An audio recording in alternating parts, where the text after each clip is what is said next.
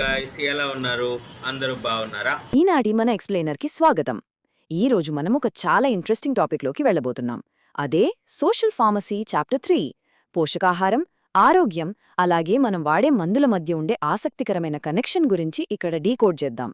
అంటే మనం తినే ఫుడ్ కేవలం ఆకలిని తీర్చడమే కాదు, మనం వేసుకునే మందులు మన బాడీలో ఎలా పనిచేస్తాయో కూడా డిసైడ్ చేస్తుంది. వినడానికి కొంచెం ఆశ్చర్యంగా ఉంది కదా? సరే, ఇక ఏమాత్రం లేట్ చేయకుండా డైరెక్ట్గా టాపిక్లోకి వెళ్ళిపోదాం. అసలు ఈ సోషల్ ఫార్మసీ అంటే ఏంటో ఒకసారి సింపుల్గా చూద్దాం. ఇది ఫార్మసీలోనే ఒక స్పెషల్ బ్రాంచ్. సమాజంలో మందులకు సంబంధించిన సామాజిక, ఆర్థిక, అలాగే ప్రవర్తనాపరమైన అంశాలను ఇది డీల్ చేస్తుంది. అంటే మనం తీసుకునే పోషకాహారం, దానికి తోడు వైద్యం, ఈ రెండింటినీ ఒకే కోణంలో ప్రాక్టికల్గా అర్థం చేసుకోవడానికి ఈ బ్రాంచ్ మనకు చాలా హెల్ప్ అవుతుందన్నమాట.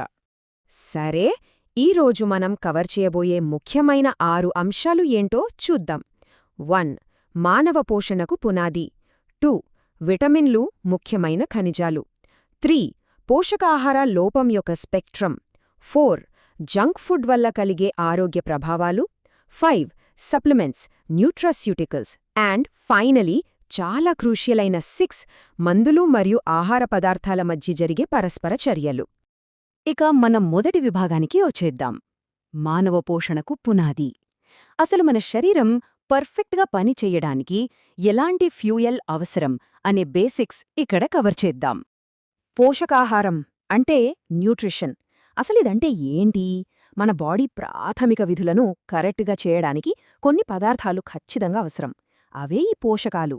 ఇక్కడ ప్రాబ్లం ఏంటంటే మన శరీరం వాటిని ఓన్గా తయారు చేసుకోలేదు. కాబట్టి బతకడానికి అవసరమైన ఈ బేసిక్ ఎలిమెంట్స్ని మనం తీసుకునే బయటి ఆహారం ద్వారానే ఖచ్చితంగా పొందాలి. ఇక్కడో ఇంట్రెస్టింగ్ విషయం ఉంది. పోషకాలను మనం బ్రాడ్గా 2 రకాలుగా డివైడ్ చేయొచ్చు. ఒకటి మ్యాక్రోన్యూట్రియన్స్. ఇవి మనకు ఎనర్జీ ఇవ్వడానికి, బాడీ స్ట్రక్చర్ను మెయింటైన్ చేయడానికి లార్జ్ క్వాంటిటీస్లో కావాలి. బెస్ట్ ఎగ్జాంపుల్ ప్రోటీన్లు. రెండోది మైక్రోన్యూట్రియన్స్. పేరుకు తగ్గట్టే మన బాడీ ఫంక్షనింగ్ కరెక్ట్గా ఉండడానికి ఇవి చాలా తక్కువ మొత్తంలో ఉంటే చాలు, లైక్ ఖనిజాలన్నమాట. మరి ఈ న్యూట్రియంట్స్ అన్ని కరెక్ట్ బ్యాలెన్స్లో మనకు అందాలంటే ఏం చేయాలి? దానికి ఒక్కటే సొల్యూషన్: సమతుల్య ఆహారం. అదేనండి, బ్యాలెన్స్డ్ డైట్.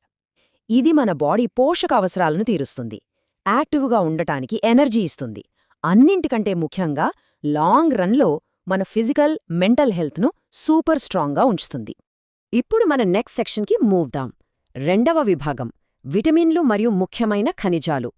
ఇవి మన శరీరానికి ఒక రకంగా బయోలాజికల్ స్పార్క్ ప్లగ్స్ లాగా పనిచేస్తాయి. అవేంటో డీటెయిల్డ్గా చూద్దాం. ఖనిజాలు అనగానే అన్నీ ఒకేలా అవసరం అనుకుంటాం కదా? కానీ కాదు. వాటి రిక్వైర్మెంట్ చూస్తే కొంచెం సర్ప్రైజింగ్గా ఉంటుంది. కాల్షియం, ఫాస్ఫరస్, సోడియం లాంటివి మనకు పెద్ద మొత్తంలోనే కావాలి. కానీ ఐరన్, అయోడీన్, జింక్ లాంటివి చాలా తక్కువ మొత్తంలో, అంటే జస్ట్ ట్రేస్ అమౌంట్స్లో ఉంటే సరిపోతుంది. బట్ గుర్తుపెట్టుకోండి, ఆ కాస్త మోతాదు మిస్ అయినా బాడీ ఫంక్షనింగ్ మొత్తం రిస్కులో పడినట్టే. ఇక fat soluble, water soluble vitamins విషయానికొస్తే అఫ్కోర్స్ పాలు, ఆకుకూరలు, సూర్యరశ్మి లాంటి న్యాచురల్ సోర్సెస్ ద్వారా ఇవి మనకు అందుతాయి. ఒకవేళ ఇవి గనక డెఫిషియన్సీకి గురైతే ఎముకలు వీక్ అవ్వడం, ఎనీమియా లాంటి సిస్టమిక్ ఫెయిల్యూర్స్ గ్యారంటీ అని ఈ స్టడీస్ చాలా క్లియర్గా చెప్తున్నాయి. ఓకే, మన 3వ విభాగం పోషకాహార లోపం యొక్క స్పెక్ట్రమ్. అంటే ఇందాక మనం చెప్పుకున్న ఆ న్యూట్రిషనల్ బేస్ లైన్కి ఎక్కడైనా బ్రేక్ పడితే అసలు సీన్ ఎలా ఉంటుందో ఇప్పుడు చూద్దాం. ఇక్కడ మనందరం ఆలోచించాల్సిన ఒక చాలా ఇంపార్టెంట్ క్వశ్చన్ ఉంది. మన బాడీకి అత్యంత అవసరమైన ఆ పోషకాలు అసలు అందకపోతే, లేదా మోతాదుకు మించి ఎక్సెస్ అయిపోతే ఫైనల్గా మన శరీరానికి ఏమవుతుంది? సాధారణంగా మాల్ న్యూట్రిషన్ లేదా పోషకాహార లోపం అనగానే పాపం, సరిగ్గా తినకపోవడం వల్లేమో అని చాలామంది ఫీలవుతారు. కానీ యాక్చువల్ ఫ్యాక్ట్ ఏంటంటే ఇదొక డబుల్ ఎడ్జ్డ్ స్వర్డ్. పోషకాహార లోపమనేది అండర్ న్యూట్రిషన్ అలాగే ఓవర్ న్యూట్రిషన్ రెండింటి వల్ల వస్తుంది. దీనివల్ల విపరీతమైన నీరసం రావడం, ఇన్ఫెక్షన్ల బారిన పడే రిస్క్ అమాంతం పెరిగిపోవడం లాంటివి జరుగుతాయి. ఇక్కడ చూస్తే మీకొక క్లారిటీ వస్తుంది. ఏ న్యూట్రియంట్ లోపిస్తే ఏ సిస్టమ్ ఫెయిల్ అవుతుందనేది చాలా స్పష్టంగా ఉంది. విటమిన్ సి తగ్గితే స్కర్వీ వస్తుంది, దాంతో చిగుళ్లలో బ్లీడింగ్ స్టార్ట్ అవుతుంది. విటమిన్ బి1 తగ్గితే బెరీబెరీ, ఐరన్ తగ్గితే రక్తహీనత. ఇలా ఒక్కొక్క పోషకం మిస్ అయితే ఒక్కో సీరియస్ హెల్త్ ఇష్యూ వస్తోందని సైన్స్ చెప్తోంది. రైట్, ఇప్పుడు 4వ విభాగం జంక్ ఫుడ్ వల్ల కలిగే ఆరోగ్య ప్రభావాలు. ఇది మన మోడర్న్ లైఫ్ స్టైల్లో ఉన్న అతిపెద్ద క్రైసిస్ అని చెప్పొచ్చు. చీప్గా దొరికే అసలు ఫైబరే లేని ఈ జంక్ ఫుడ్ మనల్ని లోపలి నుంచి ఎలా డ్యామేజ్ చేస్తుందో చూద్దాం. ఇక్కడసలు ప్రాబ్లం ఎక్కడుందంటే, ప్రాసెస్డ్ చేసిన జంక్ ఫుడ్లో ఉండే ట్రాన్స్ ఫ్యాట్స్ మన హార్ట్ హెల్త్ను డైరెక్ట్గా అటాక్ చేస్తాయి. అందులో ఉండే రిఫైన్డ్ షుగర్స్ ఏమో టైప్ 2 డయాబెటీస్కి దారితీస్తాయి. ఇక విపరీతమైన సోడియం కంటెంట్ వల్ల హై బీపీ, ఫైబర్ లేకపోవడం వల్ల డైజెషన్ ఇష్యూస్, ఇలా చెప్పుకుంటూ పోతే ఫైనల్గా ఇది కంప్లీట్ న్యూట్రియం డెఫిషియన్సీకి దారితీస్తుంది. టోటల్ డ్యామేజ్ అన్నమాట. సరే, ఇంత డ్యామేజ్ జరుగుతుంది కదా, దీనికి సల్యూషన్ లేదా? అందుకే మన 5వ విభాగం సప్లిమెంట్స్ మరియు న్యూట్రాస్యూటికల్స్. ఆహార లోపం వల్ల ఏర్పడిన ఈ డ్యామేజ్ను మన క్లినికల్ ఫార్మసీ ఎలా ఫిక్స్ చేస్తుందో ఇక్కడ చూద్దాం. ఫస్ట్ ఆఫ్ ఆల్, న్యూట్రాస్యూటికల్స్ అంటే ఏంటో చూద్దాం. బేసిక్గా బెటర్ హెల్త్ కోసం మనం వాడే హర్బల్ ప్రొడక్ట్స్, విటమిన్లు, ప్రోటీన్ల లాంటి ఎలిమెంట్స్ను న్యూట్రాస్యూటికల్స్ అంటారు. అంటే మనం రెగ్యులర్గా తినే ఫుడ్కి, మనం వాడే మెడిసిన్కి మధ్య ఒక పర్ఫెక్ట్ బ్రిడ్జ్ లాగా ఇవి ఎలా వర్క్ చేస్తాయో ఇది ఎక్స్ప్లెయిన్ చేస్తుంది. హెల్త్ ఎక్స్పర్ట్స్ ఈ న్యూట్రాస్యూటికల్స్ను చాలా రకాలుగా క్లాసిఫై చేస్తారు. అవి ఎక్కడ్నుంచి వస్తున్నాయి అంటే కూరగాయల, జంతువుల అని ఫుడ్ సోర్స్ బట్టి డివైడ్ చేస్తారు. అలాగే అవి యాంటీ ఆక్సిడెంట్సా లేదా యాంటీ ఇన్ఫ్లమేటరీనా అని వాటి ఫార్మకలాజికల్ యాక్టివిటీ బట్టి, వాటి కెమికల్ నేచర్ బట్టి, లేదా ఫిష్ ఆయిల్లో ఉండే ఈపీఏ, డిహెచ్ఏ లాగా స్పెసిఫిక్ కంటెంట్ బట్టి వర్గీకరిస్తారు. అంటే ప్రాబ్లంకి తగ్గ పర్ఫెక్ట్ సొల్యూషన్ అన్నమాట. ఇక మన ఎక్స్ప్లెయినర్కి అతి ముఖ్యమైన క్లైమాక్స్ పార్ట్ 6వ విభాగం కీలకమైన ఔషధ ఆహార పరస్పర చర్యలు. అదేనండి డ్రగ్ ఫుడ్ ఇంటరాక్షన్స్. మనం తినే ఆహారం మనం వేసుకునే మందుల ఎఫెక్ట్ను ఎలా మార్చేస్తుందో ఇక్కడ చూద్దాం. అస్సలు మిస్ అవ్వకండి. అసలు డ్రగ్ ఫుడ్ ఇంటరాక్షన్ అంటే ఏంటి? సింపుల్గా చెప్పాలంటే, మనం తీసుకునే కొన్ని స్పెసిఫిక్ ఫుడ్స్ వల్ల ఆ వేసుకున్న మందు మన బాడీలో అబ్జార్బ్ అయ్యే విధానం లేదా మెటబాలిజం కంప్లీట్గా మారిపోతుంది. అంటే ఆ మందు సరిగ్గా పనిచేయడానికి ఫుడ్ హెల్ప్ చేయొచ్చు, లేదా దాన్ని పూర్తిగా నాశనం చేయొచ్చు. ఫుడ్ అనేది అంత పవర్ఫుల్ బయాలజికల్ మోడిఫైయర్గా పనిచేస్తుందన్నమాట. కొన్ని రియల్ లైఫ్ ఎగ్జాంపుల్స్ చూస్తే మీకే అర్థమవుతుంది. అసిటమైనఫెన్ లాంటి రెగ్యులర్ పెయిన్ కిల్లర్స్ను ఆల్కహాల్తో కలిపి తీసుకున్నారనుకోండి, లివర్ మీద విపరీతమైన ఎఫెక్ట్ పడి టాక్సిక్గా మారుతుంది. అలాగే ఎమాక్సిసిలిన్ లాంటి యాంటీబయాటిక్స్ను ఫుడ్తో కలిపి వేసుకుంటే అవి బాడీకి పట్టకుండా వాటి ఎఫెక్టివ్నెస్ అమాంతం పడిపోతుంది. నో వే కదా! ఇలాంటివి జరగకుండా ఉండాలనే ఫార్మసిస్టులు మనకు కొన్ని రూల్స్ చెప్తారు. ఉదాహరణకు, టెట్రాసైక్లిన్స్ అనే యాంటీబయాటిక్స్ వాడేటప్పుడు ఫాలో అవ్వాల్సిన ప్రోటోకాల్ చూడండి.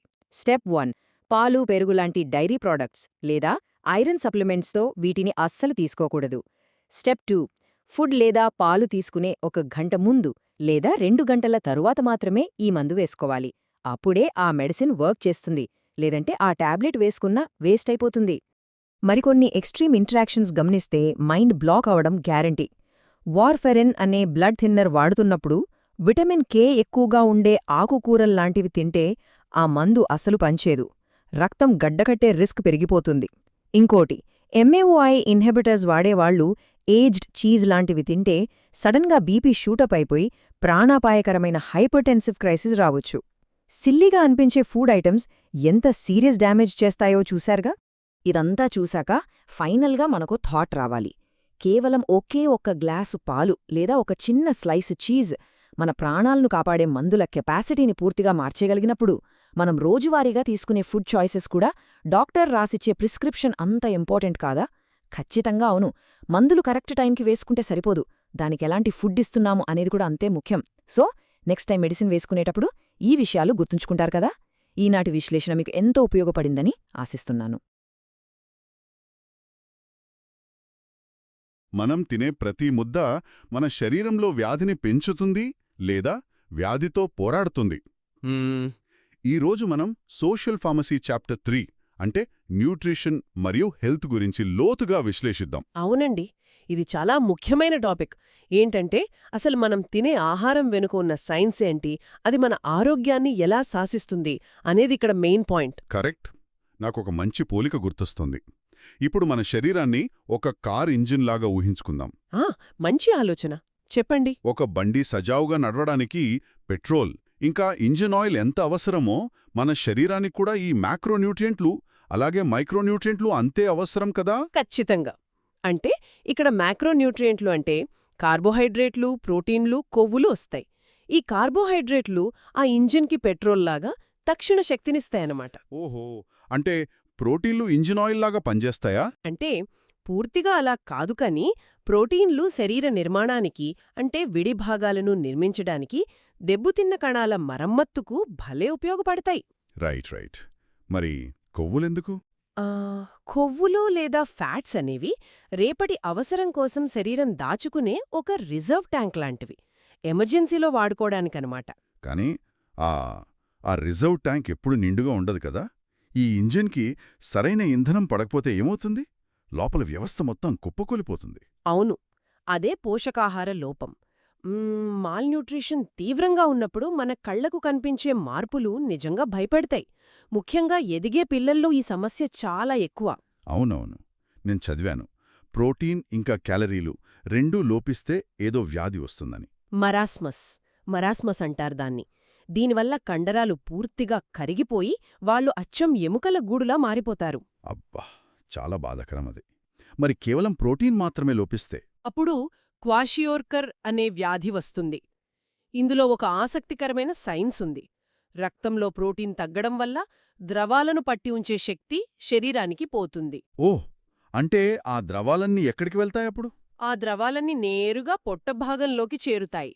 అందుకే వాళ్ల కడుపు అలా ఉబ్బిపోయి కనిపిస్తుంది. మైక్రోన్యూట్రియంట్ల లోపం వల్ల కూడా చాలా సమస్యలొస్తాయి కదా? ఉదాహరణకి ఐరన్ లేకపోతే అనీమియా వస్తుందని విన్నాను. కరెక్ట్. ఐరన్ లేకపోతే ఆక్సిజన్ మోసుకెళ్లే హీమోగ్లోబిన్ సరిగ్గా తయారవదు. అలాగే అయోడిన్ లోపిస్తే థైరాయిడ్ గ్రంథి వాచిపోయి గైటర్ వస్తుంది. ఇదొక విచిత్రమైన వైరుధ్యమండి. ఏంటంటే ఒకవైపు సరైన పోషకాలు దొరక్క ఎంతోమంది ఇలాంటి వ్యాధుల బారిన పడుతుంటే, మరోవైపు జంక్ ఫుడ్ విపరీతంగా తిని ఊబకాయం తెచ్చుకుంటున్నారు. అంతేకదా? అదే ఆధునిక సమాజంలో ఊబకాయం, టైప్ 2 డయాబెటీస్, గుండె జబ్బులు విపరీతంగా పెరిగిపోయాయి. అంటే ఒకచోట ఇంధనం లేక బండులు ఆగిపోతుంటే మరోచోట పనికిరాని ఇంధనం పోసి ఇంజిన్లను పాడు చేసుకుంటున్నట్లుంది. భలే చెప్పారు. అయితే ఇక్కడ ఇంకో సమస్య కూడా ఉందండి. మనం మంచి ఇంధనమే వాడుతున్నాం, అంటే ఆరోగ్యకరమైన ఆహారమే తింటున్నాం అనుకున్నా కూడా అందులో కల్తీ జరుగుతోంది. Food adulteration. అవును, ఇది చాలా పెద్ద ముప్పు. మనకు తెలియకుండానే బయటి రసాయనాలు కలిసిపోతున్నాయి. ఉదాహరణకు మనం రోజు వాడే నల్ల మిరియాలున్నాయి కదా, అవును, వాటిలో అచ్చం వాటిలాగే ఉండే బొప్పాయి విత్తనాలు కలుపుతారు. అలాగే పసుపు ఆకర్షణీయంగా కనిపించడానికి మెటానిల్ ఎల్లో అనే రసాయనాన్ని వాడుతున్నారు. వామ్మో, మెటానియల్లోనా? ఇక్కడే నాకొక ఆసక్తికరమైన సందేహం వస్తుంది. మనం ఆహారంలో కలిసే కల్తీ రసాయనాల గురించి మాట్లాడుకున్నాం. మరి మనం కావాలని వేసుకునే రసాయనాలు అంటే మందులు, డ్రగ్స్ గురించా? అవును, మందులు. మనం తినే ఆహారంతో ఈ మందులు కలిసినప్పుడు ఏమవుతుంది? నేనెప్పుడు ఏమనుకునేవాణ్ణంటే ఆహారం దాని దారిన జరిగిపోతుంది, మందులు వాటి పనవి చేస్తాయని. అస్సలు కాదు. అక్కడే డ్రగ్ ఫుడ్ ఇంటరాక్షన్ జరుగుతుంది. ఉదాహరణకు టెట్రాసైక్లిన్ లాంటి యాంటీబయాటిక్స్ వేసుకున్నప్పుడు పాలు లేదా పాల ఉత్పత్తులు అస్సలు తీసుకోకూడదు. వెయిట్, నిజంగానా? పాలెందుకు తాగకూడదు? ఏంటంటే పాలలో ఉండే కాల్షియం ఈ యాంటీబయాటిక్తో పొట్టలో కలిసిపోయి ఒక కరగని ముద్దలాగా మారిపోతుంది. ఇన్సాల్యుబుల్ మాస్ అంటాం దాన్ని. ఓహో, అంటే మనం వేసుకున్న మందు కరగదా? కరగదు. ఆ గట్టి ముద్దను మన పేగులు రక్తంలోకి పీల్చుకోలేవు. అంటే మనం మందు వేసుకున్నా కూడా అది శరీరానికి వంటబట్టకుండానే బయటికి వెళ్ళిపోతుందన్నమాట. అరెరే, ఈ లాజిక్ తెలియక మందు పనిచేయట్లేదని డాక్టర్లను తిట్టుకునేవాళ్లు చాలామందుంటారు. ఇంట్లో వాళ్లు ప్రేమగా మందుతో పాటు పాలిస్తారు. అవును, కాని అది మందును పూర్తిగా పనిచేయకుండా చేస్తుంది. మరి ఇంకా ఇలాంటి ప్రమాదకరమైన కాంబినేషన్స్ ఉన్నాయా? ఖచ్చితంగా ఉన్నాయి.